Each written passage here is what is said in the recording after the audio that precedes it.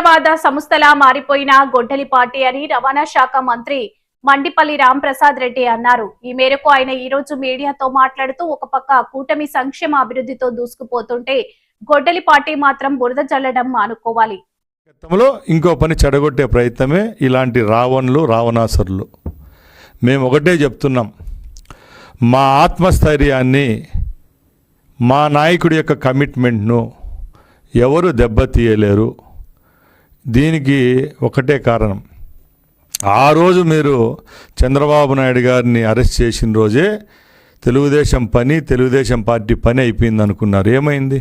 మీకు 11 సీట్లు వచ్చినాయి.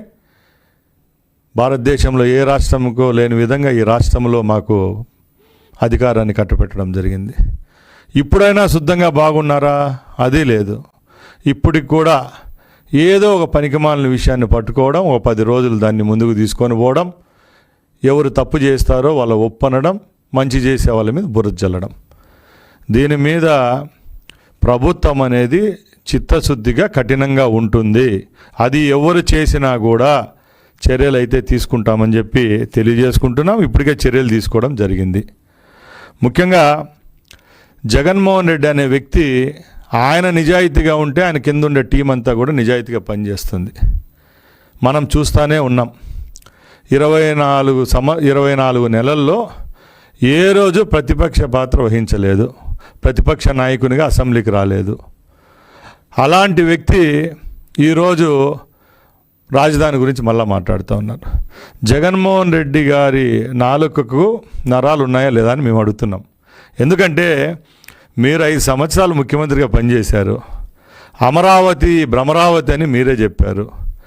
మీరే పోయి ఒక పెద్ద ప్యాలెస్ కట్టుకొని వైజాగ్ రాజధాని అని చెప్పారు. మళ్ళీ 3 రాజధానులు అని చెప్పారు. కర్నూలు అంట్రీ ఏమైంది చెప్పండి? ప్రజలు తిరస్కరించారా లేదా? అంటే క్లియర్ మ్యాండేట్ ఇచ్చారా లేదా? మీరు చెప్పింది తప్పు కాబట్టి ఈ పక్క క్లియర్ మ్యాండేట్ రావడం జరిగింది. మళ్ళా మీరు ఈరోజు మావిగన్ అంటారు, కొన్ని రోజులు విజయవాడ రాజధాని అంటారు. నేను ఒకటే అడుగుతున్నా, జగన్మోహన్ రెడ్డి గారు, మీకు అమరావతి సిఆర్డిఏ లిమిట్స్ తెలుసా అని మేము అడుగుతున్నాం, ప్రశ్నిస్తున్నాం. ఎన్ని నియోజకవర్గాలు సిఆర్డిఏ లిమిట్స్కి వస్తాయి? అమరావతి చట్టబద్ధత అంటే ఏదైనా తెలుసా మీకు? మీలాంటి దుర్మార్గులు, మీలాంటి నీచులు ఉంటారు. కోట్లాది మంది ప్రజల యొక్క మనోధైర్యాన్ని దెబ్బతీస్తారనే లక్ష్యంతో మీరు పనిచేస్తారని చెప్పి మా ప్రభుత్వం ఇప్పుడు ఏర్పడిన తర్వాత అమరావతికి చట్టబద్ధత తేవడం జరిగింది. కళ్ళు లేని కబోదులా మీరు, లేకపోతే చెవులు వినపడడం లేదు, మాకు అర్థం కావడం లేదు. పార్లమెంట్లో, అసెంబ్లీలో, ఉభయ సభలు, పార్లమెంట్లో ఇక్కడ 2 సభల్లో కూడా అమరావతి బిల్లు పాస్ చేశాం, చట్టబద్ధత కల్పించాం. అవన్నీ కల్పించాము కాబట్టే ఈరోజు ప్రపంచవ్యాప్తంగా ఉన్న ఎన్నో ఇన్స్టిట్యూట్స్ అమరావతికి రావడం జరుగుతూ ఉంది. కేవలం ఐటీ రంగానికి సంబంధించినవి కాదండి, ఎడ్యుకేషన్ ఇన్స్టిట్యూట్స్ వస్తున్నాయి, హాస్పిటాలిటీ రంగానికి చెందిన ఇన్స్టిట్యూట్స్ వస్తూ ఉన్నాయి, హాస్పిటల్స్ వస్తూ ఉన్నాయి, డేటా సెంటర్లు వస్తున్నాయి. ఇవన్నీ వస్తూ ఉన్నాయంటే అమరావతి ప్రాంతానికి దీనికి చట్టబద్ధత ఉంటేనే వస్తుంది. మళ్ళా మీరు మావిగన్ అండము, విజయవాడ అండము, ఇది మీ సంస్కారానికి తగునా అని మేము అడుగుతున్నాం. ఎందుకంటే మీరు 5 ఏళ్ళు పరిపాలించింటే 5 ఏళ్లలో 15 ఏళ్ళు వెనక్కిపోయింది రాష్ట్రం.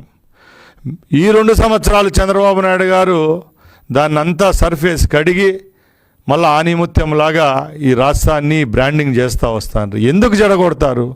మీరు అవమానించేది మా ముఖ్యమంత్రినో, మా క్యాబినెట్నో, మా ప్రభుత్వాన్ని కాదు. మీరు విమర్శిస్తూ ఉండేది, మీరు చెడగొడతా ఉండేది ఆంధ్ర రాష్ట్రంలో ఉన్న 5.5 కోటి మంది ప్రజల యొక్క మనోధైర్యాన్ని. ఇది మీరు గ్రహించాలి.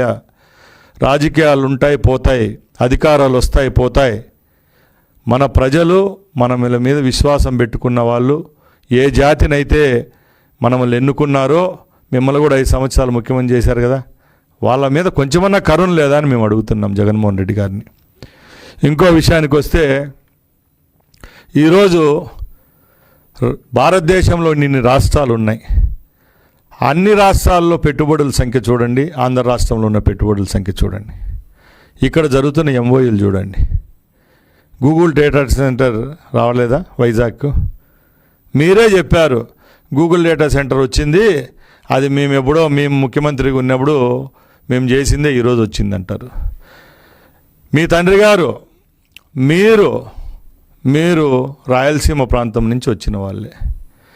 మీ నియోజకవర్గానికి కూతవేటులో ఉన్న జమ్మలమడుగు నియోజకవర్గంలో మీరు 5 సంవత్సరాలు ముఖ్యమంత్రిగా ఉంటే కేవలం శిలాఫలకాలకు మాత్రమే పరిమితి అయిన జిందాల్ స్టీల్ ప్లాంట్ చంద్రబాబు నాయుడు గారి నాయకత్వంలో 3 రోజుల ముందు పనులు స్టార్ట్ చేయడం జరిగిందా లేదని మేము అడుగుతున్నాం. ఎక్కడ న్యాయం ఉంది? కింద పడినా మీదే ధర్మము, పైన పడినా మీదే గెలుపు అంటే ఇక్కడ ఒప్పుకుండే ప్రజలు ఎవరు లేరు. ప్రజలకంతా తెలుసు ఏ ప్రాంతానికి ఎవరు చేస్తున్నారో, ఏ ప్రాంతానికి మంచి చేసేవాడు ఎవడు, చెడ్డ చేసేవాళ్ళు ప్రజలకంతా తెలుసు. కాబట్టి జనాలు చాలా విఘ్నులని మేము తెలియజేసుకుంటున్నాం. ముఖ్యంగా ఆంధ్ర ప్రాంతం నుంచి, రాయలసీమ ప్రాంతం నుంచి ఎన్నికైన శాసనసభ్యులు అందరం ఉన్నాం. మా అందరికీ తెలుసు చంద్రబాబు నాయుడు గారు ఏ ప్రాంతాలకు ఏ విధంగా మంచి చేస్తున్నారో. ఈరోజు రాయలసీమ ప్రాంతం సస్యశ్యామలంగా ఉంది, పచ్చగా ఉంది, 3 పువ్వులు 6 కాయలుగా ఉండదంటే ఎక్కడ కృష్ణమ్మ, ఎక్కడ కుప్పం? కృష్ణా నది ఎక్కడ పుడుతుంది, ఎక్కడ ప్రవహిస్తుంది?